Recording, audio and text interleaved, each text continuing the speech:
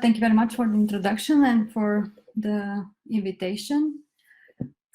It's my pleasure, and it's quite unfortunate we have to do it in this way, but unfortunately many things lately we have to do online instead of physically present at nice locations. So hopefully we have the chance later after the pandemic to meet each other in person and to visit your beautiful country, of course, one day. So I will talk about threshold cryptography against combined attacks. This is also about side channel and fault analysis, so about physical attacks, very much in line with the talk of Elizabeth, but different types of attacks. And I'm going actually not to talk about attacks, but on the protecting side. How do we, what kind of countermeasures can we use for protecting implementations against side channel and fault attacks and combined attacks?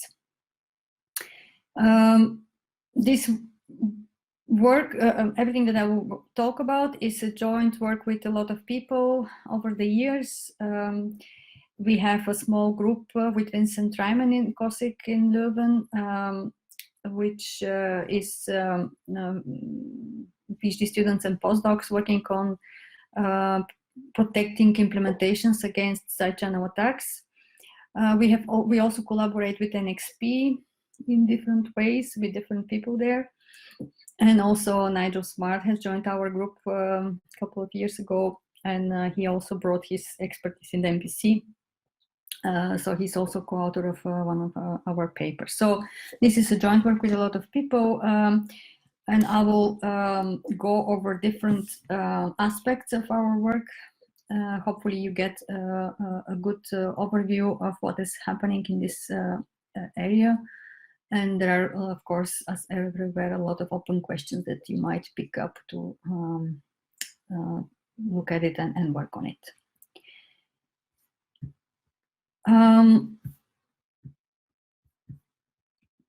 So this is the short outline of the talk. I will give some introduction first, and then I'll talk about threshold implementations, which is a countermeasure that we have introduced with Vincent more than 10 years already ago.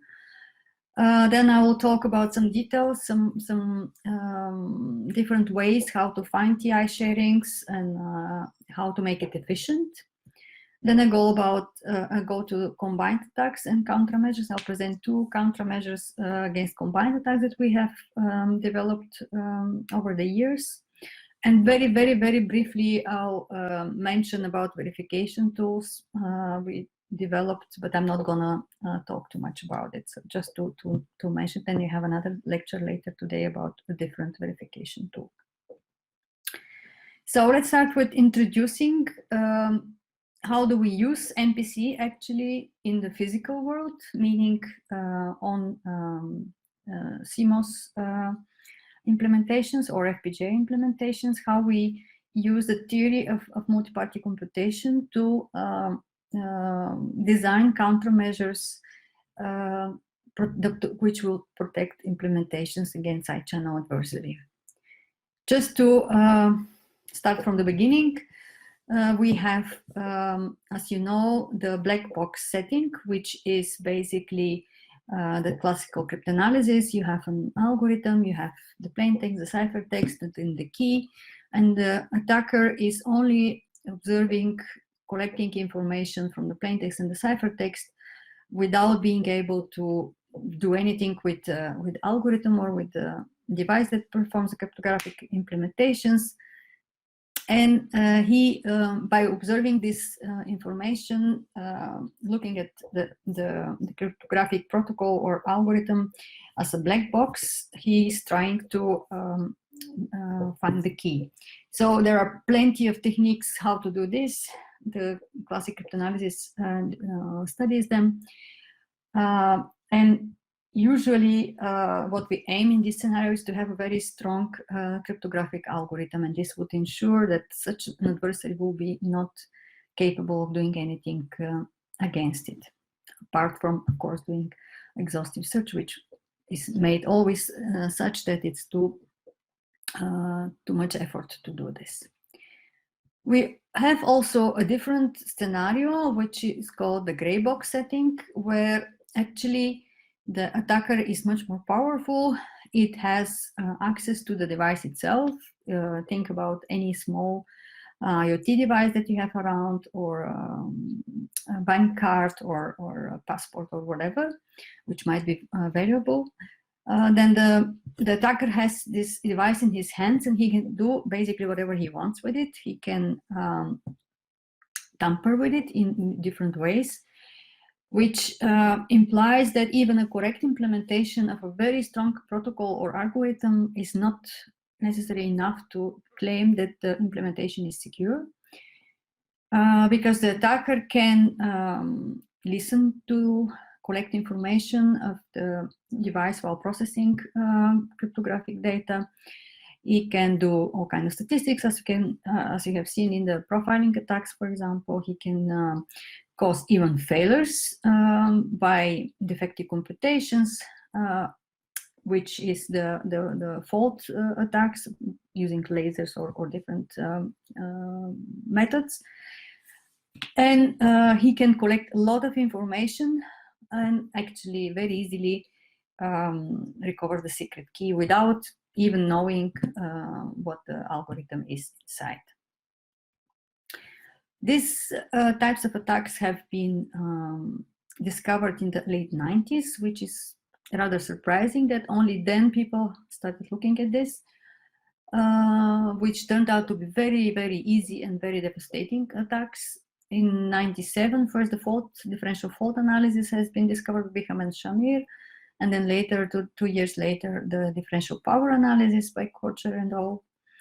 And now, thinking about this and looking back, we think this happened so late just because cryptographers didn't talk to engineers that much, and they didn't know very much about what is actually happening in a real hardware device. And they thought, we have a secure algorithm, that's fine, we are safe, but actually the implementation itself is much more vulnerable for all kinds of other attacks, as it turned out. So since then, a whole new area in cryptography has developed, which has its own venues and journals, and it's quite a big community by now, like so many years later, 20 years later. The main conference is CHES, and a lot of papers appear there with all kind of different attacks and of course countermeasures to protect implementations against them.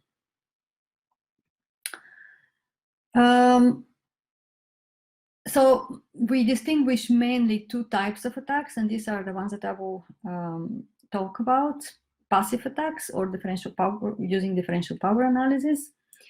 The DPA, or so-called DPA attacks, they exploit the data dependency of the power consumption of a crypto device. What they do is they collect a large number of traces, and they analyze the power consumption at a fixed moment of time. And they make this as a function of the process data, so that, as you can see here on the picture, if they have a peak in this difference of means, which is plotted there, they can actually recover very easily the key. But apart from this, so in the passive attacks, the attacker is not touching the device. It's only attaching oscilloscopes and all kind of other things to listen and to collect information and then to analyze it. While in the active attacks, the attacker can tamper with the chip. He can open it up, he can put it in a temperature chamber, or can point a laser to a specific position in the circuit, or use clock glitch, all kind of physical techniques that he can use to actually change a value in a way that he can see what happens after he changed this value, and draw conclusions if he was guessing correct or not, and then in this way again recover the key. There are, of course, different methods to protect. After these attacks have been discovered, people started looking at ways to protect, to implement the algorithms in such a way that they are protected against such attacks. And one of the most popular method, and which I will talk about mainly in this presentation, is called masking.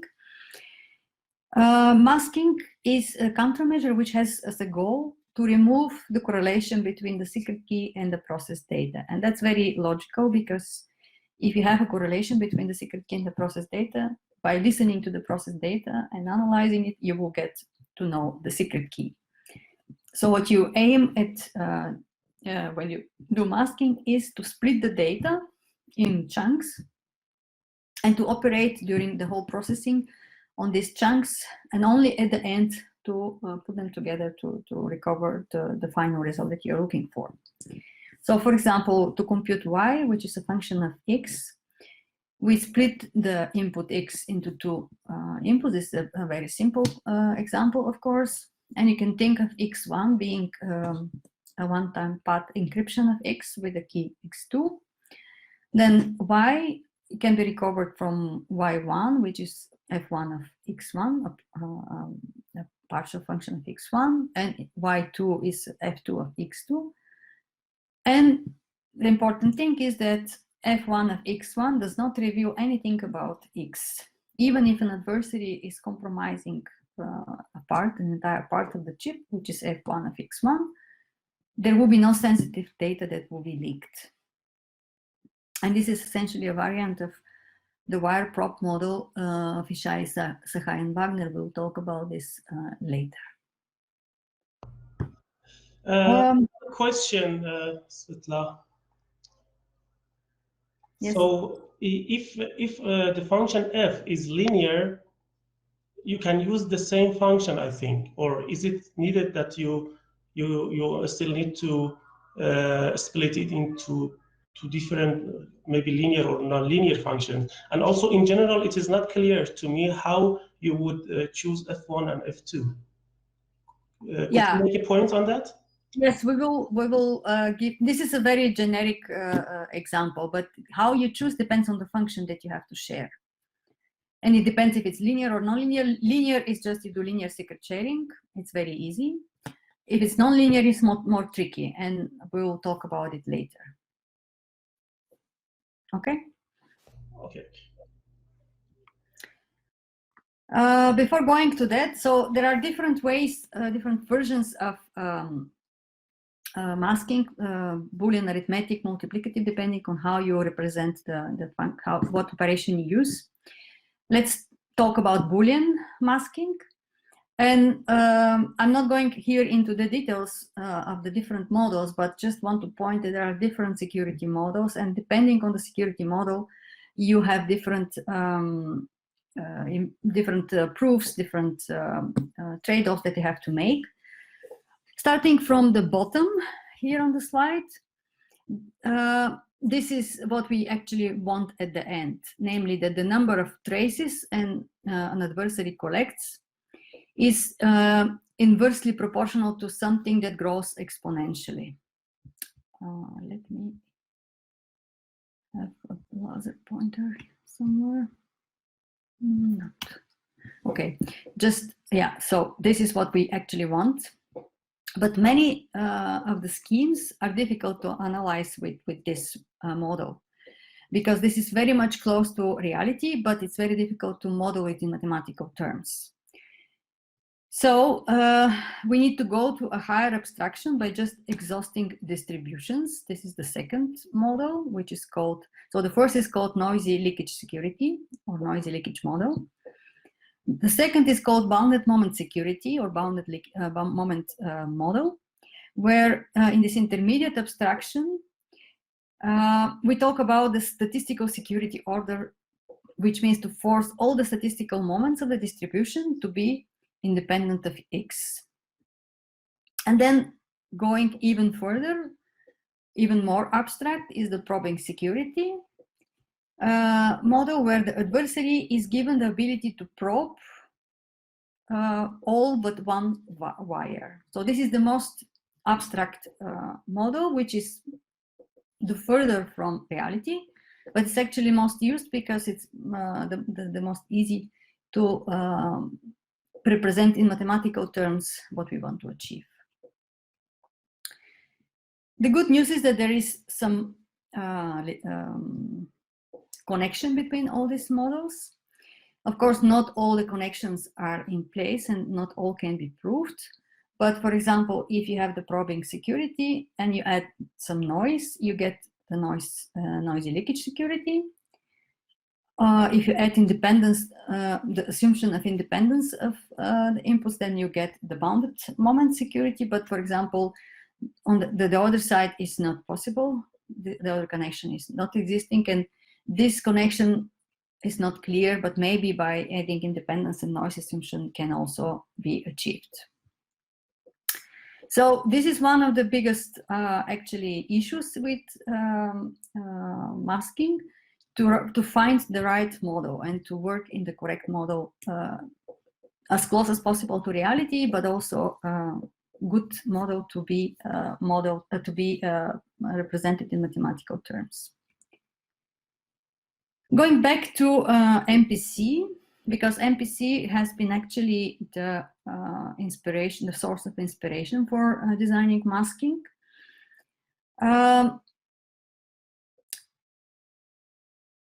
Boolean masking is easy when it's linear, when the functions are linear, but difficult when they are nonlinear, and you will see why later. There are different types of adversary. For example, some adversary can see wires, some adversaries can see tiles or parts of the chip, and depending on this, the models are also different and the protection mechanisms are different.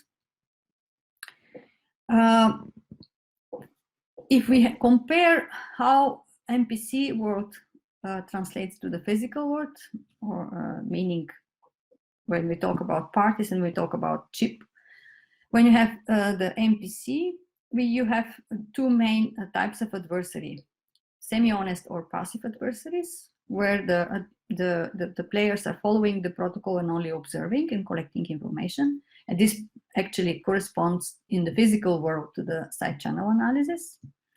Or you have active adversaries who can deviate from the protocol in the MPC world, which corresponds to the fault injection attacks in the physical world.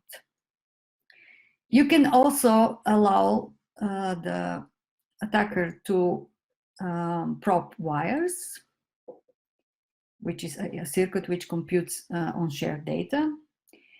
Or you can also divide the chip into parties, let's say in the MPC world, or tiles, how we call it. And then you actually have MPC on a chip. So in this scenario, we have a countermeasure which is called M&M. We will talk about it later. And in this scenario, we have another countermeasure which is called kappa, which is much more generic, much more powerful adversary, but of course less efficient.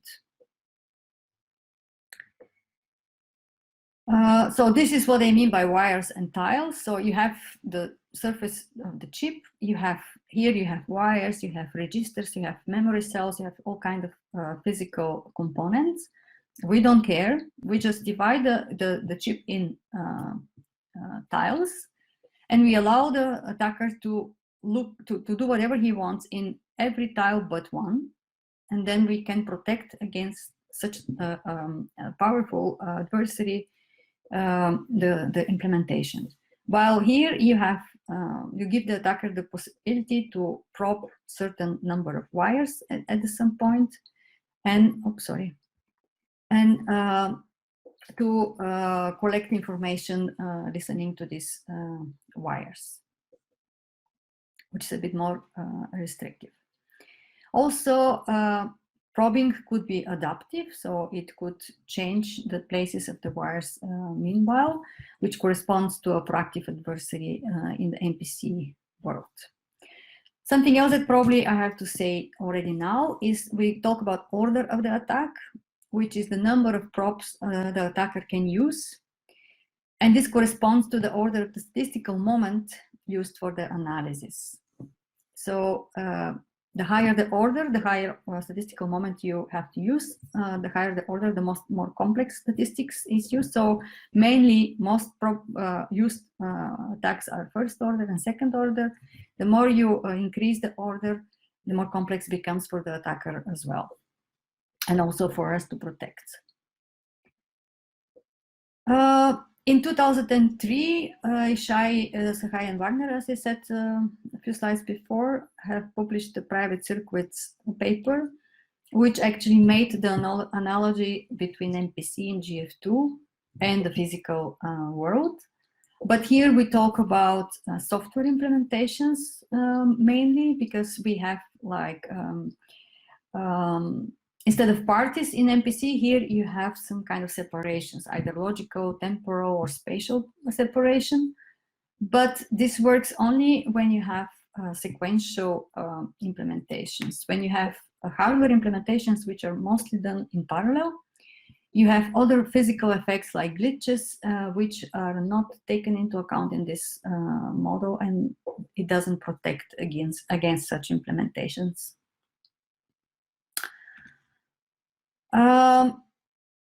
So this was to introduce, to put the scene a little bit. And then I'm gonna switch to one of the masking techniques, which we developed about 10-15 years ago, called threshold implementations. And this is actually the first masking which is also secure in presence of glitches, and probably secure in presence of glitches. And it's based again on secret sharing and MPC. It has been proposed in 2006 for first order DPA, and then later was extended to any order. It is providing protection to secure implementations in hardware, which are more challenging than the ones in software because of the physical effects like glitches. And if you don't know what glitches are unintended current spikes. This is some property of the hardware that you cannot control, and you cannot do anything about it. For a normal hardware, if you don't put specific restrictions on hardware, it can be different delays on wires, can be different combinatorial paths. The thing is that the power consumption of CMOS depends very strongly on the number of glitches. And the number of glitches is a nonlinear function of all the inputs of the combinatorial circuit, which leads to vulnerability of masked circuits. Actually, all the masking schemes before that were broken in the scenario when glitches are present in hardware implementations. So this was the first countermeasure which was secure in this scenario. And it's also proven to be efficient in any aspect, like area performance, latency, power, energy in hardware. And it doesn't depend on the hardware technology because it's applied on algorithmic level. So it's also universal, cheaper, because you don't have to put any restrictions on the hardware technology. Of course, it has to satisfy certain conditions. And here is the, I'll explain what are the three conditions, the three important conditions threshold implementation should satisfy for first order security. The first, of course, is correctness, which means that the sum of the output shares has to give the desired output. The second one, non-completeness, is very important, which means that each of these component functions should not depend on at least one share. For example, if you look at S1, you can see there is no arrow from x1, y1, z1. So this component function does not depend on the first share, and this applies for each of them. So what does this mean? Does this mean this ensures that the power consumption of each component function will be at the end independent of the secret, because it will be always lacking one share. And then the last property is uniformity, or independent uniform distribution of the input, which means that any bias which is present in the joint distribution of the input shares has already been present in the joint distribution of the unshared value. So you don't introduce new biases by sharing the input shares. This turns out to be a bit more strict condition and sometimes more difficult to satisfy. And you will see later in the example that I will give of implementations, sometimes we just replace this condition with resharing, with adding more a new randomness at some point, so that we ensure the uniformity, but we don't require that initially the function when it's shared is uniformly shared, because sometimes it's difficult to find such sharings. So at the end, the power consumption of each component function is independent of x because of these conditions, which ensures that the average power consumption is also independent of x. So the correlation is broken, and the adversary cannot gain any information about x by observing the power consumption. That's what we were aiming in the beginning. Just to give an example in equations, so that you have a feeling what does this mean. A simple multiplier with 3 shares. How should we share it in a way that it's non-complete? As you can see here in the first equation, you don't see x3, here you don't see x1, and here you don't see x2. So all the dependencies are okay. So each of these outputs doesn't depend on one of the shares. If we make a mistake here, a small mistake here and here, then we already have one component function which depends on all 3 shares, which we don't want to happen. And this will cause actually leakage. And this, in this case, of course, it's easy to check by hand, but if you have a bigger implementation, it's much more difficult, especially if it's higher order, for which we have developed tools to check this, but I'll talk about this at the end. Then moving to higher order DI, we can, of course, generalize threshold implementations to any order of protection, D. Then the non-completeness property becomes as follows.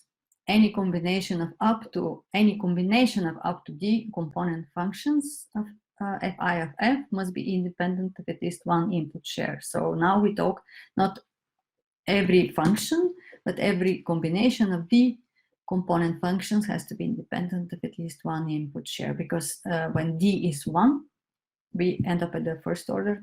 This is a generalization for any order. We can implement TI either with D plus 1, where D is the order of security, D plus 1 shares. So you always need at least D plus 1 shares. Or you can implement it with TD plus 1, where T is the algebraic degree of the Boolean function, which represents the S-box, for example. When using TI with D plus 1 shares, the number of output shares is larger than the number of input shares. And this is called expansion. The bounds for the number of input and output shares are given here. So the input shares, if the input shares are D plus 1, the output shares have to be at least D plus 1 to the power T. Higher order TD+1 can also be leading to expansion. Then for the number of input and output shares, we have this theorem which says that, which says that there always exists a D order TI of a function of degree T that requires so many input and so many output shares. And here is an example of such a second order multiplier with 7 component functions and 5 shares. And here just 3 examples of 3 dependencies that we have checked, but of course all possible combinations must be checked to be sure that we have satisfied the non-completeness. This is just for illustration. So next I will give an example, actually a couple of examples of real implementations we've done with TI, first and second order. And I will start with TD+1 shares, first order AES. We always start, so as you know, AES as the Boolean function of AES is of degree 7, which is quite high. And if you want to implement it directly, we will need a lot of shares, which is not efficient. And when we talk about hardware implementations, we always have to have in mind that we always do a trade-off between efficiency and security, because you have to fit the AES implementation in a reasonable hardware. You cannot just blow it up as much as you need. So what we do, we always start from the Canwright S-box, which works with tower-field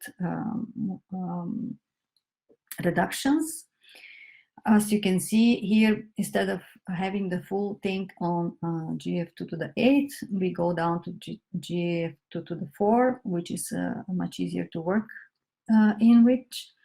And we also, the trick we also do is we divide in stages, in different phases, and we divide these phases with putting registers. And registers here are very important because they stop glitches. So here, if there was a glitch, it will not propagate after the register. This is an example of implementation from 2014, which was an efficiency improvement of a previous implementations of, actually the first implementation of TI of AES by Poshman et al. In EuroCrypt 2013 maybe, or 12, I don't remember exactly. So that was actually the first example of TI implementing AES with it. And we have improved the area efficiency in this implementation. So how do we do this? One trick we are using is we change the number of shares dynamically, depending on the operation that we use. So we don't use the same number of shares through the whole implementation, through the whole S-box, but in each of those squares, which are some are square, some are multipliers, some are inverters, some are square scalars. We use different number of shares, and it depends on the type of function, because, for example, the square scalar is a linear function, so there we don't need more than 2 shares, but sometimes we use 3 because of other reasons. But for the multiplier, which is a non-linear function, we need more shares. For example, the inversion is cubic, so we have to use at least 4 shares. The multiplication is quadratic, we need to use at least 3 shares, and so on. In GF16, the inversion actually can be seen as a 4-bit permutation and the multiplier as a 4-bit multiplication. And that's why only 3 stages and uniform sharing are used, which means we use less randomness, because every time you go from one block to the other one, we need to use here this dot here means that we use resharing, which means we inject new randomness. And of course, randomness is expensive, and we have to be careful to use as less as possible. So in this specific example, we have used 44 random bits per S-box. The whole S-box is 8.2 gate equivalences, and its all implementation is done in 246 cycles. I have a question. Maybe it's a very primitive question. So the only assumption is that the attacker can do a fault or a leakage attack, or now we talk only about side channel analysis. This is not against fault. Okay, side channel. And you assume that the sub functions all are public and they are not hidden? Yeah. Okay. Yeah, that's no problem. You know how exactly AES is implemented. Okay. So now I'll go through the whole through each of the components. For the inverter, we are using 5 shares.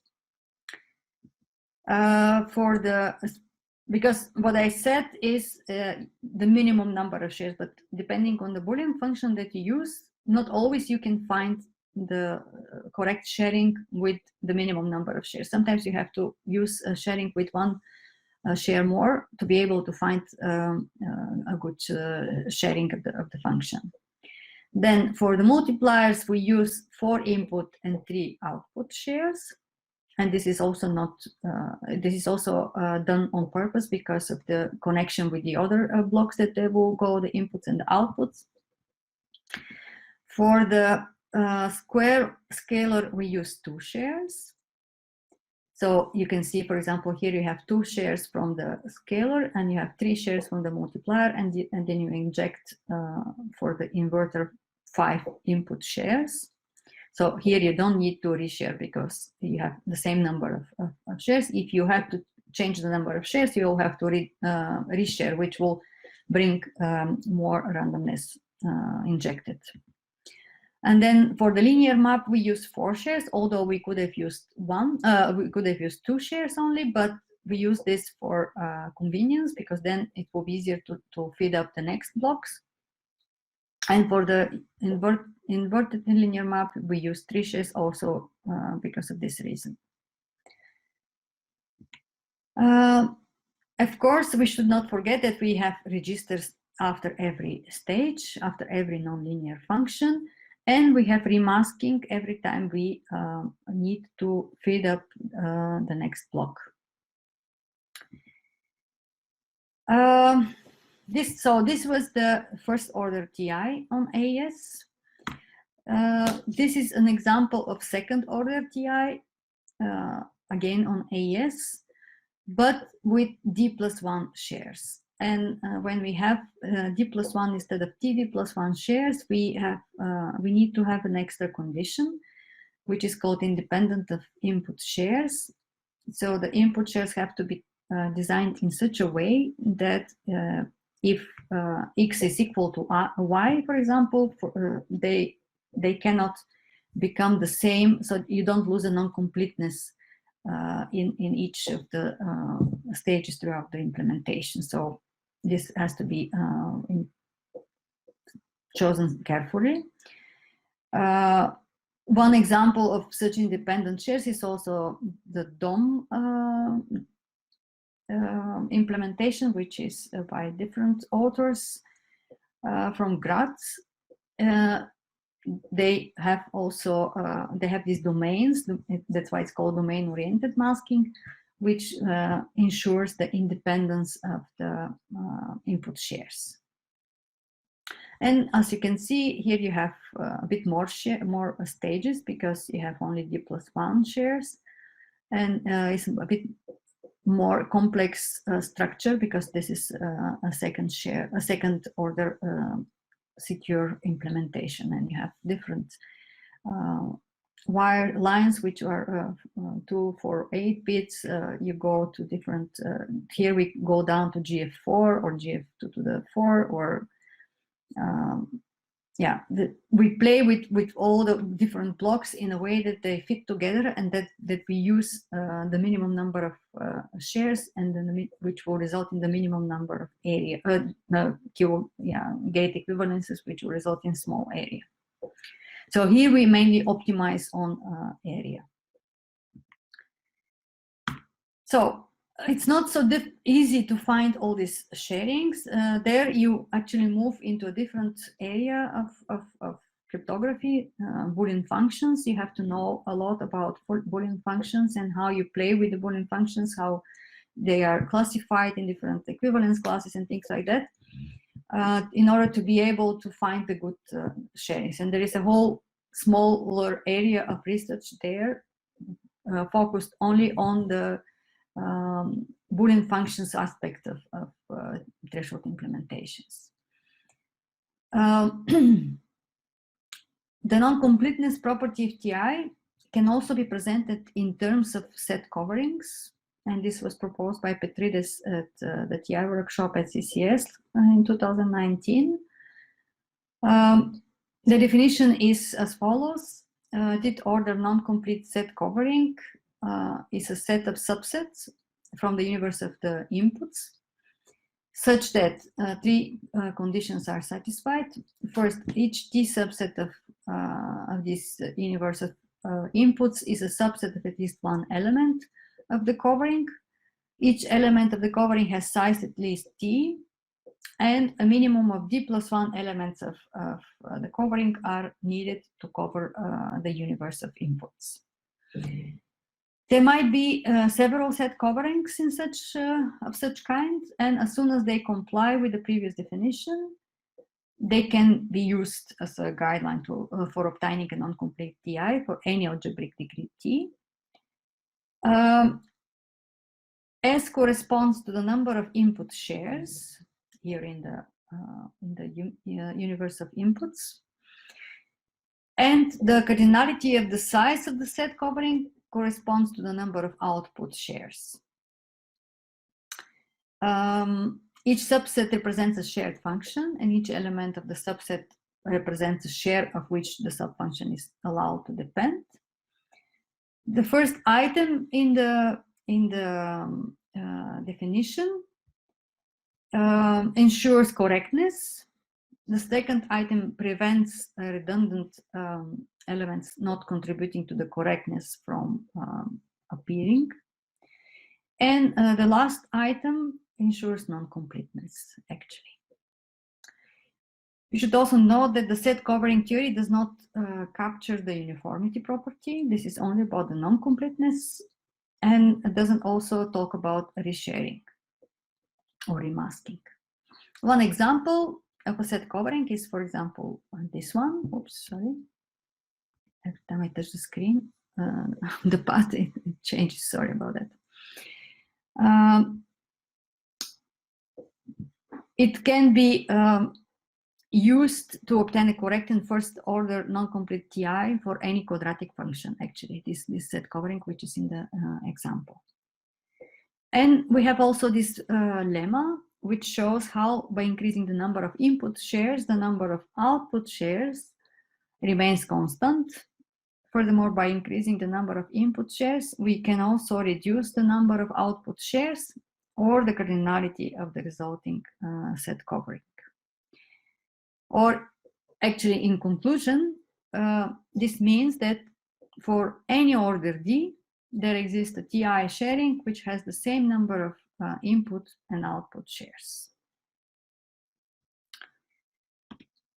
So now the whole point of TI is how to find good TI sharings, and assume that we have an S box of which we know the sharing, and another S box that has some relation with the first one and for which we know the sharing.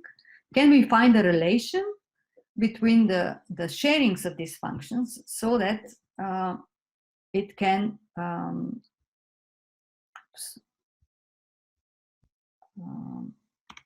so that we can find from this sharing which we know to find the TI sharing of the original function? This is still a question we don't know the answer 4. And this is really Boolean functions area question. One example of a relation could be affine equivalence. If we have acquired affine equivalence as a relation between the functions, we know already some classification. So we know that there are 302 affine equivalent classes of 4x4 S boxes, and we have classified this. We have discussed this in a paper from 2012, and we gave all the possible sharings with 3, 4, or 5 shares of such S boxes. There is one affine, 6 quadratic, and 295 cubic 4x4 classes. Half of the 4x4 classes belong to the alternating group. We have studied, as I said, all the possible TI sharings in all these classes, and we present them in this table. And as you can see, some can be directly shared with 1, with 2, with 3, or with 4 layers. Some cannot be shared with 3 shares, but can be shared with 4 shares. All of them can be shared with 5 shares. Of course, the more shares you have, the easier it is. But here, we have to be careful. We talk about not only non-complete, but also uniform sharing. So all the conditions of TI have to be satisfied. And actually, the difficulty comes mainly from satisfying the uniformity. Sometimes you can find, often you can find non-complete sharings, but it's not uniform. And then what we do as a remedy, sometimes if we see that it's very expensive to find uniform sharing in the specific case, we keep the non-complete sharing, and then we do remasking in the stage so that we keep the uniformity in a different way. When we talk about 3x3 S boxes, we have 4 affine equivalent classes, and one of them is affine, and 3 are quadratic, which can be shared with 3 and 4 shares. This is all from 2012, and later in 2017, Bourgeois et al. Have classified the 5-bit permutations. Of course, you can imagine we run programs to look for these sharings, and the bigger the permutations are, the more complex this program are, and at some point just the computational complexity becomes too big, and you cannot really do exhaustively this search. So they have found more heuristic algorithms that would speed up the searches. So they found 75 quadratic classes for 5-bit permutations, and 30 of them have 30 of them have sharing with 3 shares, and all of them have sharing with 4 shares. Also recently it has been found that 2,264 quadratic classes exist for 6-bit permutations, and they have been also classified by 2 of our students at that time. What else can we do? Since the number of shares depends on the algebraic degree of the function, sometimes it's advantageous to lower the degree of the function using decompositions, and only then to share the functions which will be already of lower algebraic degree. This has been done by different people. For example, Poshman et al. In 2011 for the present box has done this decomposition. And this is an example here on the picture. The classification decompositions of 3x3 and 4x4 S boxes have been done in the tables I showed you. This is with different layers when you work. A cubic 4-bit S box can also be decomposed on 2 or more quadratic S boxes, and then in this way it will only if it belongs to the alternative group. But we don't know what are the conditions for an n-bit permutation to have a decomposition.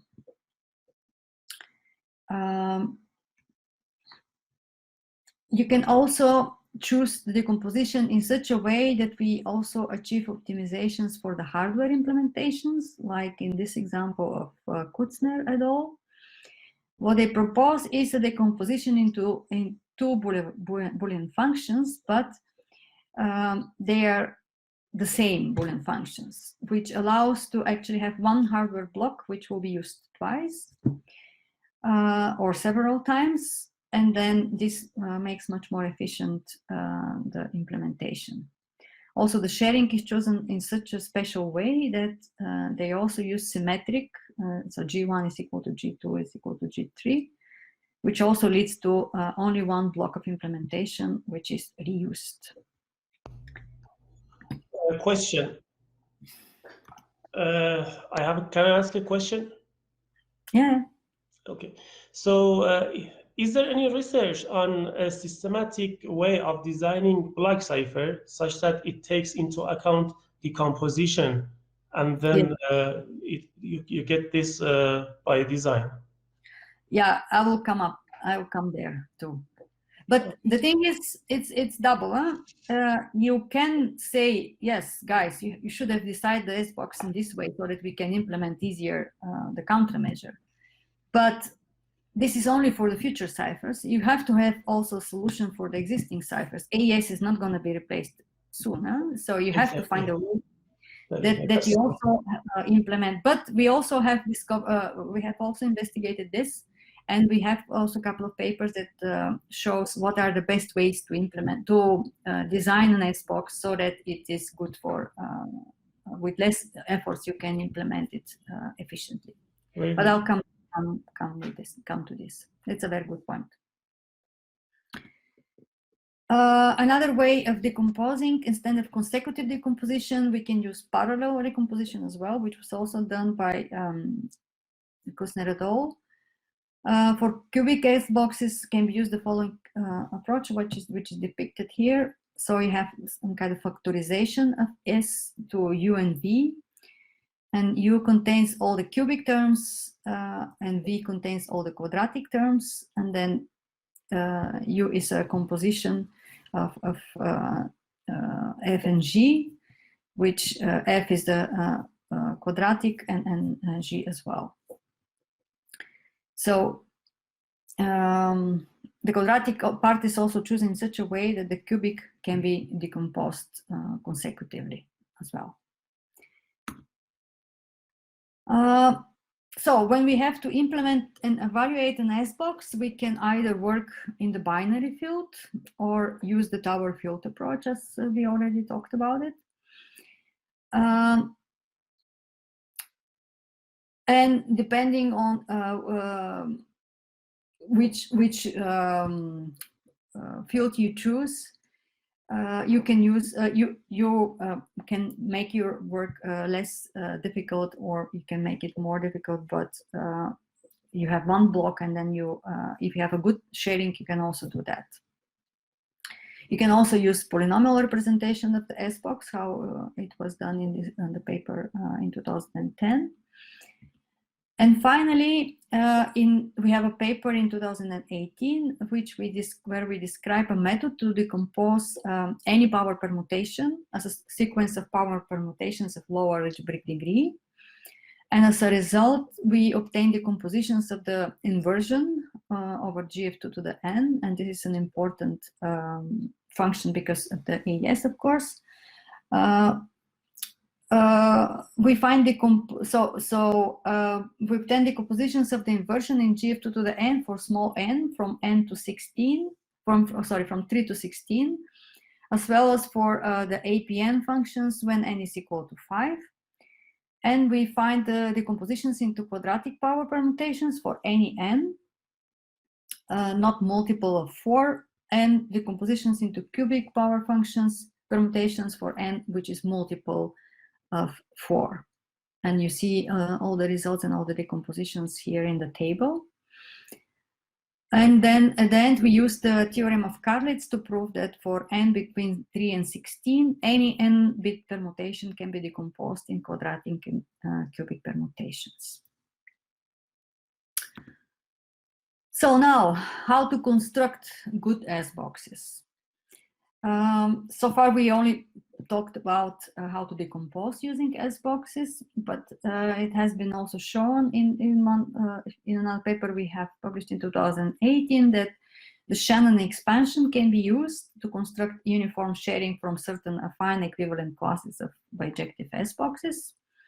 And these are the truth tables for n going from n to n plus 1 and from n going to n plus 2. It also has been shown that there are limitations of this expansion, namely that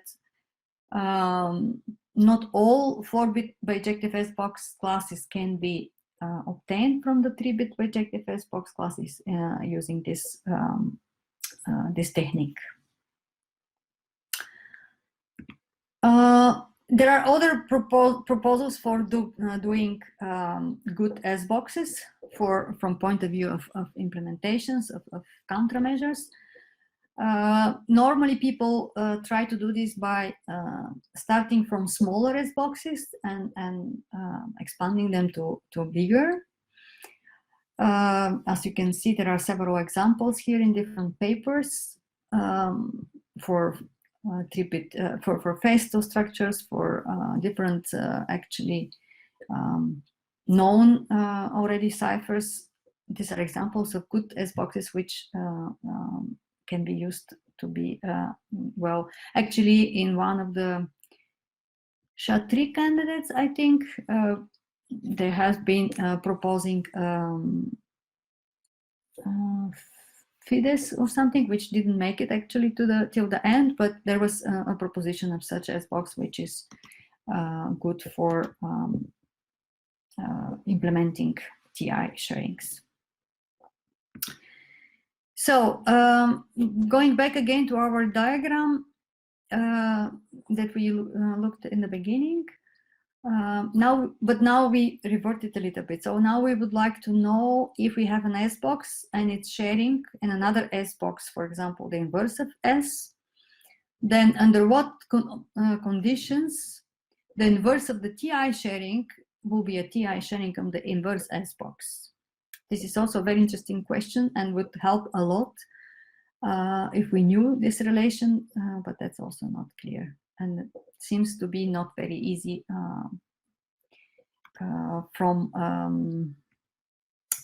point of view of Boolean functions question.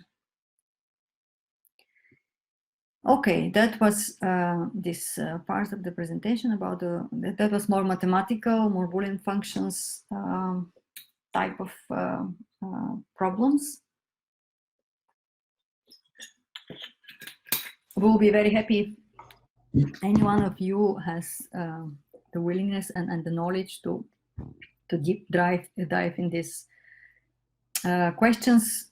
I must say these are all difficult questions, but a breakthrough would really be a very good achievement. I have some questions. If Mm-hmm. so, when you talk about threshold secret sharing, I somehow expected that something like Shamir secret sharing come up, but it didn't. So can you make a point on that? I'm not talking about this because this is like the underlying. We talk about n out of n sharing. Okay. So it's an out of it's not. Yeah, it's not. Yeah, the name is a bit misleading, I know, but just historically we called it like this and never changed it later. But we talk about n out of n sharing. So isn't there any point in considering general access structures? Yes, but I'm not planning to talk about it because that's a bit more. But we have one recent publication which actually is still under submission, where we tried to also use access structures, but it's much more complicated. And it's not, we more went into the direction of resilient Boolean functions and those type of things. Access structures, very simple examples, yes, but it's not easy to prove things in this setting. But yeah, we looked at it, and that's also an interesting point and an open question that we haven't looked at. Not much. I had also another question that you slightly pointed at. So I wanted to know if there is any connection between different properties of Boolean functions, such as correlation immunity or algebraic immunity, and these properties that you talked about. Yeah, we found something, a correlation with resiliency.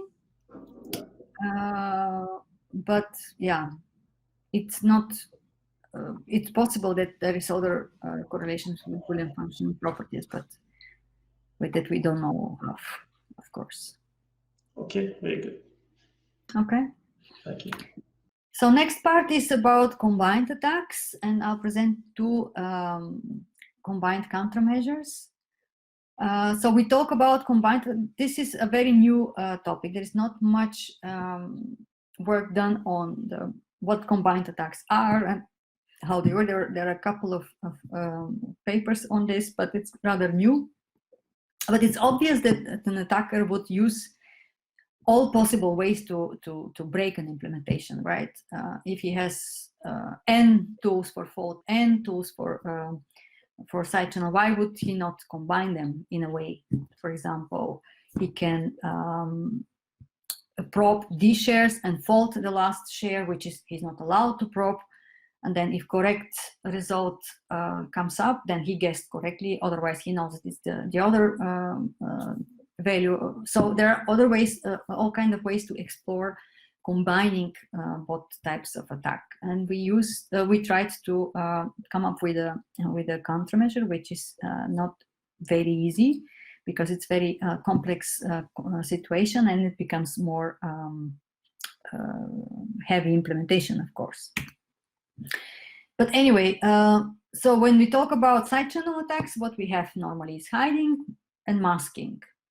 And we mainly focus on masking, where, as you have seen already, you have many chunks that you divide your inputs into chunks, and then you have the mask AES, and you have the output also shares, which combine to get the result. What you do against fault attacks is repetition, redundancy, tags. These are redundancy in the sense of error correcting or error detecting codes. Correction or infection or detection, these are the techniques that are used. So it basically comes up with some redundancy. So you have the plain text and you have something which is a tag or something that is on top of it. And then you have the same for the output. But actually, the countermeasures that you use for these two techniques are opposite to each other. There's a tension between them, because redundancy can give out more leakage information. You have more places to probe. And masking offers also double the attack surface for inserting faults. So instead of one value, you have 5 values where you can make faults. So actually, it's not so trivial how to combine against both at the same time. So yeah, that's the question. What do we do? You have your masked input, and you have some redundancy and attacks. So how do you actually do the operations in a way that they stay correct and still secure? If it's linear operations, it's always easy, but if it's non-linear operation like multiplication, for example, then it becomes tricky. And we'll always assume, again, we have Boolean sharing. So we go back again to the MPC work for inspiration, and they also have had passive and active adversaries, and they proposed the Spitz protocol to deal with active adversaries. In the embedded world, we have the masking, which is against side channel. So what should we do? Maybe we should either use the active protocols from MPC and translate them into the embedded world, or we can start from the masking that we already know, and like the MPC guys did, do this passive countermeasure, add something to protect also against active attacks, and have the combined countermeasure. So what we actually did was we did both. we have two proposals. One proposal, kappa, is starting from the Spitz protocol. We translate it to the MPC, to the embedded world. And the other proposal is starting from masked multiplications, masked operations that we know, maskings. We add protection against faults, and then we end up with M&M, which is the more efficient but not provable countermeasure, while kappa is provable because it's based on active MPC protocol, Spitz, which is probably secure. And these are two papers that were presented in Crypto and Chess 2008 and 19. So how do we do that? Both schemes use the same redundancy function, which is an information theoretic MACTAX. So for every block, data block X, there is a tag, which is obtained by doing Galois field multiplication with alpha. The important thing is that this alpha, the MAC key, is constant through the whole implementation, but it has to be fresh. So it's used once and it's secret. The probability of fault tag to be consistent is 2 to the minus km. So by choosing carefully k and m, we are safe. So what we did, as I said, was we took the active adversary MPC protocol with dishonest majority, and we translated it into the tile prop and fault model in the physical world. But we have to take into account several differences in the two scenarios, because when we talk about MPC, we have expensive communication. You have the servers and all the parties have to communicate all the time. This is very expensive for MPC, but on chip, this is actually wires. It's very cheap. The communication is actually not, it's just wires. The local memory though, in MPC is very cheap. They have servers, big machines, so it's relatively cheap, while we have this small CMOS circuit, which is with very limited storage. So these are the two very important differences. The other difference is who is the adversary.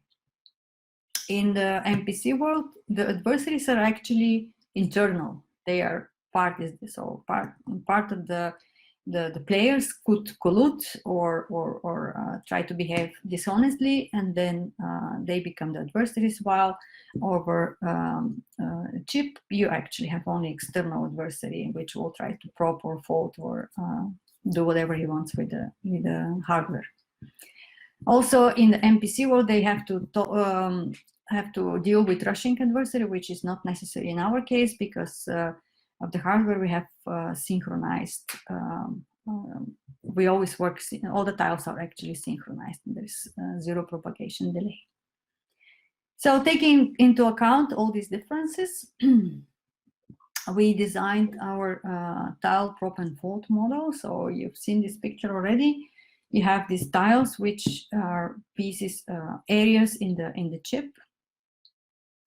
We inherit some properties from the Spitz protocol, which are strong assumptions, like the static adversary, which means that during the computation, the adversary will not try to change the probes or the places where he will put the laser, which is rather realistic assumption for hardware, because in one execution of AES, it's hard to believe that you can change these things.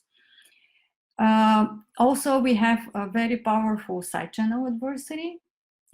We allow the adversary to probe all intermediate values within D tiles, so all the tiles but one. And a correct value can be disclosed with probability 1, so they can take exactly the value as it is. The fault adversary, the one that we inherit from the Spitz protocol, is exact and known, which is equal to very precise laser in our case. And we allow this to be done in up to D tiles with probability 1, so they learn exactly the value which is there. And we also added a second type of faulting adversary, which we think is more realistic in the embedded world, which is random faults, for example, clock glitching. And we don't restrict the number of tiles then. It can be at any tile. While the previous one is, again, all tiles but one, if it's very precise. And then we have the combined adversary, which is a combination and interaction of faults and props with D tiles.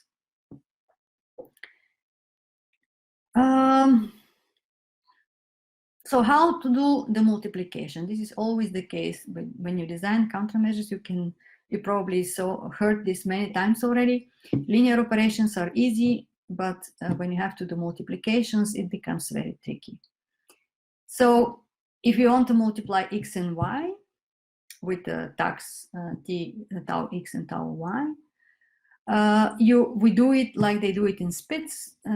We use the so-called beaver multiplications. For these beaver multiplications, we need triple ABC pre-computed in the offline phase, which is auxiliary generated data. It doesn't depend on a key or inputs. We just have random A and B, and C is the multiplication of A and B. We just assume for now we have this triple pre-computed. Then we use this A and B in the online phase to do beaver multiplications. And how exactly, we'll see in the next slide. Let's look in one tile. So you remember, all the tiles are actually parties in the MPC protocol. So we have a number of tiles, D plus 1, let's say. Every tile gets her own shares, like the tile I gets xi, yi, ai, bi, ci, alpha. Everything is in shared form. The same for the tags. The first step is the blinding step, where x is blinded with a random A, of course in a shared manner. So here x is blinded with a random A, and you get epsilon I and correspondingly eta I for y. And then each of the tiles, every tile broadcasts these two values, meaning sending to every other tile these two values. And to be sure that we don't have propagation of glitches, we put a register here to synchronize. Then, so because everybody is doing this, every tile also gets all the other values of epsilon and eta, so that every tile can locally compute epsilon and eta, where epsilon is actually the blinded version of x. And then having this values, every tile is able to compute using beaver computation the output, zeta for the data and tau I zeta for the tag. And this is, everyone computes its own share locally. And this is exactly how it is done with SPITS. So now we have to check the correctness. So to do the redundancy check, how we do that, the MACTAG check, how we do that, every tile, again, using these values, which they have pre-computed, they have computed locally. They compute delta, the difference between the tag and what it was supposed to be. And then they also distribute the same way by, again, using a register for synchronization. Then having all these deltas, every tile can compute locally the actual difference. And if this difference is 0, then everything is fine. The computation was correct, there was no fault.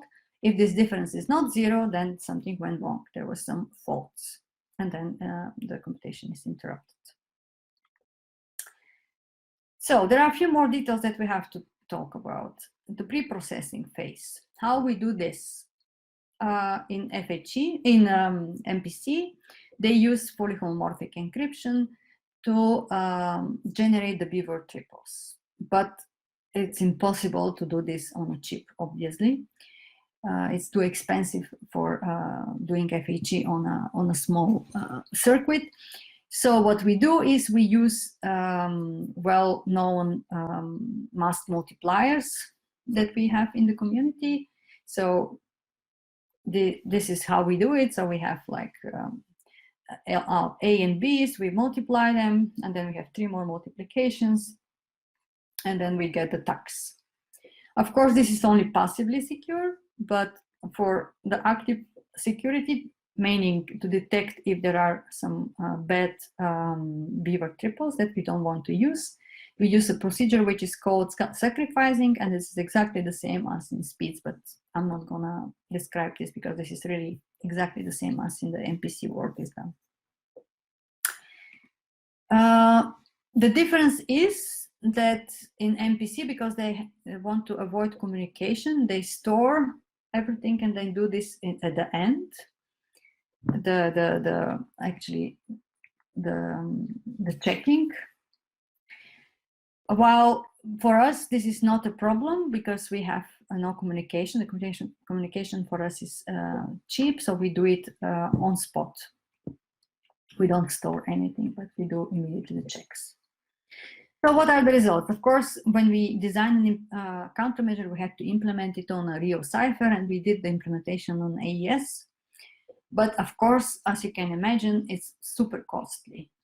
It's a very, very, very generic model. It's a very strong adversary, super powerful adversary, which will never be realistic probably. But this is a framework. This is a way to show that it's possible to design a countermeasure in embedded world using MPC against combined attacks. Yeah, you can see the numbers, but be careful. These are numbers in bytes, which is really huge. It's impossible to really think this is applicable in any way. So what we do is we do alternative, we take an alternative route to combined countermeasures where we start from masking and then we add fault countermeasure, which you will see is much more efficient than this. But of course, we lose the provable security, which we inherit from the SPITS protocol. It's always about trade-offs when we do design countermeasures in the embedded world.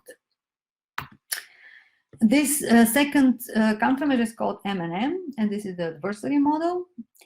The side channel adversary model is the same, deep probing model, noisy leakage model. The faulting adversary is the fault is a stochastic additive error, unlimited number of bits, or an exact fault, which is limited to D shares. It's not the tile and probe and fall model because we don't start from MPC, so it's not probably secure against combined attacks. How we do that? How we do the multiplication? Again, the same questions. So here, because we start from masking, we have our very good masking multiplication, masked multiplications. We can choose from any that are out there, TI, DOM, CMS, whatever we like. So we use this multiplication to multiply X and Y, and we get the result for the multiplication. But when we multiply the tax, it's more tricky because we don't get immediately the correct tax, because alpha square is not the correct tax for X times Y, but we need to go back to alpha. And to do that, we multiply with alpha inverse, which is okay because alpha inverse is it's easy to, it's a linear function, and we can multiply with it, and then it's we get the correct tag. But let's go to the next level. If we, for example, want to implement AES, we need, or any other power function, we need to know how to do that. Let's take a power function on odd number, or on odd power, x to the power 2n plus 1, let's say x to the power 5. We can again, for the masks, no problem. We get immediately the multiplication using any of the mask multiplication. For the tags, we don't get, again, immediately the correct multiplication, the correct tag. It will be multiplied with alpha to the power 2n plus 1. So what we need to do in this case, if 2n plus 1 is 5, we have to multiply with alpha to the with the inverse of alpha to the 4, which is okay, because it's again a linear function. It's squaring in Galois doesn't have cross products, so it's linear. Of course, this what we need is the AES again, the inverse. How we do that? If we take the masked implementation of the inversion, in order to get a valid tag, we have to again multiply with alpha square, which is easy because it's a squaring. This is the most how we do it most efficiently. We have a 9-stage pipeline that calculates the value and the tag shares for an inversion of x. This is for x to the minus 1. And this is the most efficient way we could come up with. Of course, this is a building block. It can be applied for any algorithm with any masking that you like to use. So there are many flavors of M&M depending on which masking you use and for which algorithm you use, but it's much more efficient than kappa. And we will see this later in the tables. Now, first we have to say, of course, this was only the side channel part, but how do we detect the faults? Of course, error checks is the first target, but it's also a very good target for fault attacks, and it's difficult to implement error checks in secure way against combined attacks, so we don't do that. We do infective computation, which is we're going to output shares of the ciphertext infected with the difference of what the tag is and what is supposed to be and what actually is. And if this is correct, if the computation is correct, this will cancel out, this will be 0, and then we'll have the correct output. If it was not correct computation, then we'll get some uniformly random garbage, which will not be useful for the attacker. And this is how we solve the fault detection.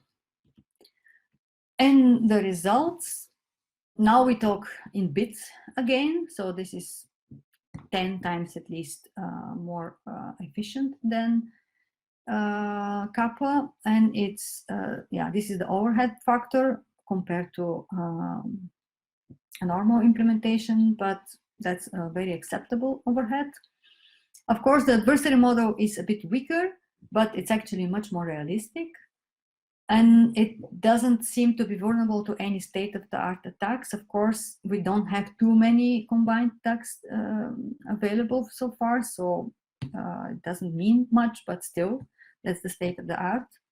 But of course, it's not provably secure because it's not, we didn't start from MPC. We don't inherit anything from MPC, which we can rely on claiming that it's provably secure.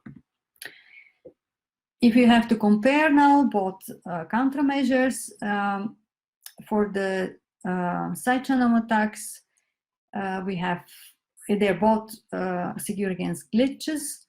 The number of probes is D or unlimited in D tiles, depending on if you talk about M or kappa. The DFA is the same. Only difference is that M&M is not secure against safe errors. Combined attacks, they both resist the one combined attack that is known, called PACA. But of course, as I said, kappa is probably secure while M&M is not. So what next? Of course, the generation of beaver triplets is rather expensive. This is a point of where we should look for improvement. Maybe we can relax the kappa adversary in a way and still preserve the probability of kappa, the probable security. Can we actually achieve security against combined attacks at lower cost? That's also a question we haven't answered yet. And maybe we need also verification tools for combined attacks, like we have combination verification tools for other attacks, for fault attacks only, or for side channel. And here we come to verification tools. Why do we need actually verification tools, and when should we use them? And what kind of tools we need? Actually, we need all kind of different tools, and there are different tools on the market, not on the market, some on the market, some just in the literature. And I'm tried here to put them in a different perspective. So some of them are more theoretical, some of them are more close to reality, like t-tests, and where you go to the lab, take your implementation and you test it. Or you can start already when you implement your algorithm in the very beginning. You can test if the way you start implementing is already correct. You can also do this on small gadgets, like multiplications, XORs, whatever small blocks you're using, or you can do it on a complete cipher. Of course, the more theoretical one are as accurate as the model, because you always have to translate in some mathematical model. The more close to reality, the model is, of course. When you start in a more theoretical, more early stage to use verification tools, it will be technology independent because it's still on algorithmic level. While if you go to the lab, it depends on which technology you have been using and which setup, and then many more technology-specific things.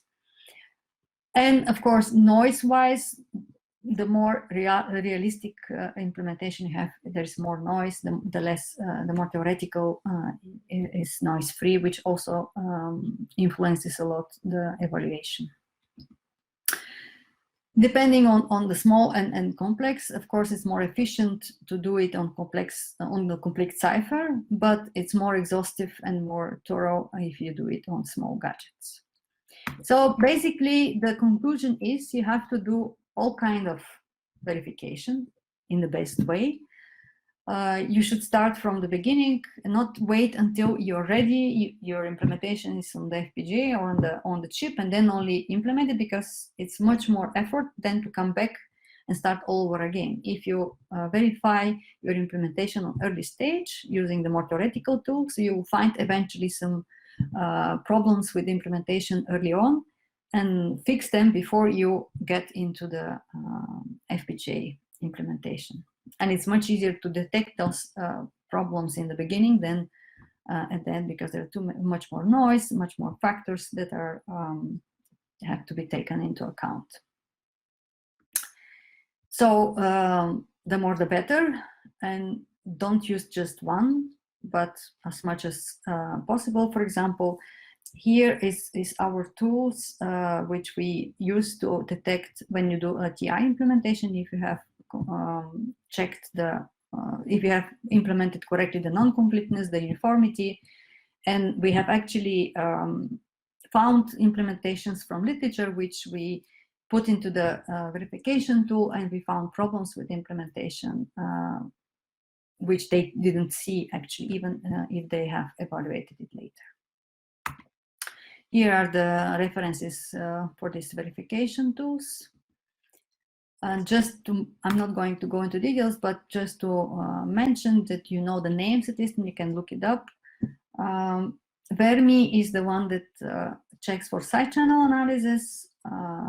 If your implementation, you just plug in the VHDL code, and the tool is written in C++, and you get yes or no, non-completeness, uniformity, if they satisfy or not. They're actually online bot tools in a GitHub, I didn't put the link, but if anybody is interested, I can provide it, and you can test it.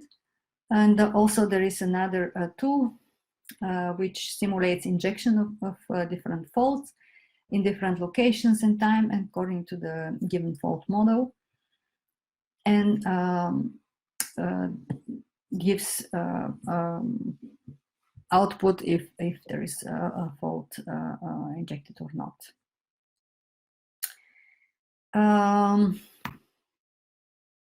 Some conclusions. We can use techniques from MPC in designing algorithmic countermeasures, as I showed you how.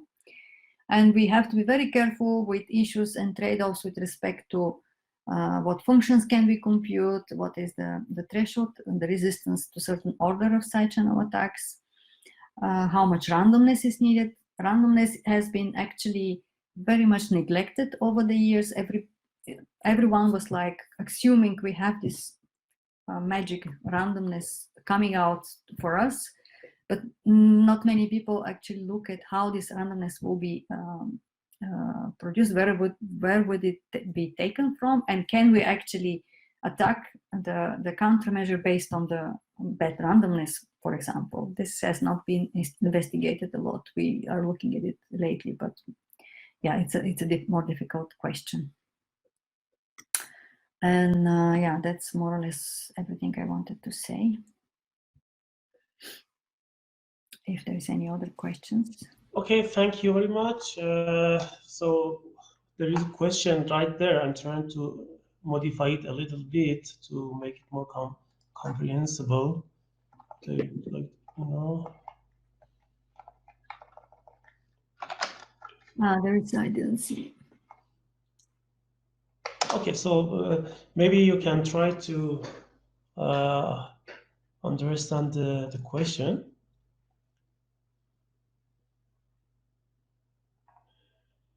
Actually, I don't completely agree that TI is very, gives a lot of overhead. Actually, it's quite reasonable. And there have been real implementations, and as far as I know, it has been used in industry as well. So of course, you never implement 10th order or something. You go up to second, third, maybe maximum, because that's already enough. And I think it's still working. It's still worth working on improving TI, because this is actually the only masking which is applicable and used and safe until safe against glitches. So yeah, we still have a lot of open questions to be answered and to be. Actually, NIST is now working towards kind of standardization about implementations and then protections of implementations, and specifically threshold type of implementations. If you are aware of it, they had a conference 2 years ago, and last summer we had an online event as well on this. So it's definitely worth looking at it.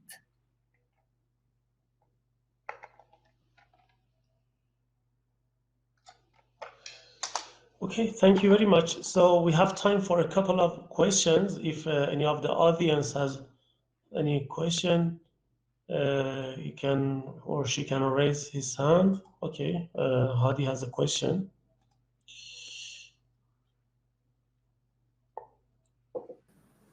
Okay, can you hear me? Yes. Thank you very much for your presentation. I have a question about fresh randomness. Actually, is there any difference between, for example, 400 fresh randomness and 200 fresh randomness in practice? I mean, is it just a perspective from academia, or in practice it's also very important if we can reduce the number of fresh randomness required for the TI implementation, threshold implementation? Yeah, I'm from academia, so I cannot really say from practice. But as far as I know, everything that is, it's probably not such a big deal. For example, also currently industry tells us area is not such a big deal, because we have enough resources on a small device to even accommodate bigger implementations. For them, it also depends on the application. If you are designing chip for passport that you have to pass through a check and it has to happen quickly, latency is much more important than area. So if randomness, implementing the random number generator would add some extra area on the chip, I guess it's not such a big deal. But of course, the less the better, and we are actually trying to go into zero randomness implementations, because then, of course, a fresh randomness. Always in the beginning, when you start up the sharings, you need randomness, of course, to design the sharings. But if you have zero fresh randomness during the computation, that's actually ideal. Because not only because of the area, but also because of vulnerable point. You can attack the random number generator eventually, and maybe learn something about implementation. Yeah, of course, there is a very notable difference between the situation that we don't need fresh randomness and when we need it because of some possible vulnerabilities. And another question is about key scheduling. For instance, for AES, I don't see a lot in papers about masking key schedule process with respect to other kind of power analysis attack like SPA. Is it necessary to consider key scheduling, some kind of masking for key scheduling, or it's quite usual that we ignore key scheduling process? That's a little bit out of our scope, so I cannot really say, but I believe it's not so important for us. Okay, thank you. Okay, so I think we have still time, a few minutes for one or two questions. Is there any question from the audience?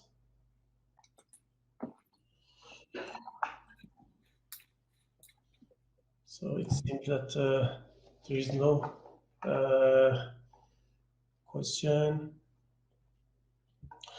So thank you very much for your very nice talk. Maybe I can ask one last question. So what you mentioned was mostly about ideas from MPC that came into this field of cryptography. Is there anything which goes from this direction to MPC? Maybe, I don't know. But yeah, I think there was one paper that one of our students did with the MPC guys, but yeah, I don't know. MPC is a bit ahead into all the. I mean, they have quite well working systems like Scale Mamba, and they even use it in companies around nowadays. So MPC is quite ahead of yeah, I don't have concrete example now how it is, but it's always interesting to look at it. And we have the perfect situation in COSIC that we have Nigel and us, so we work together. But yeah, we have to come up with actually, yeah, mostly we use their techniques for proving and for for translating things, because they were first in many senses. So we just translate into embedded systems the achievements at MPC. So yeah, but it could be well that they can learn something from us and translate it into their world. Yeah, I don't know.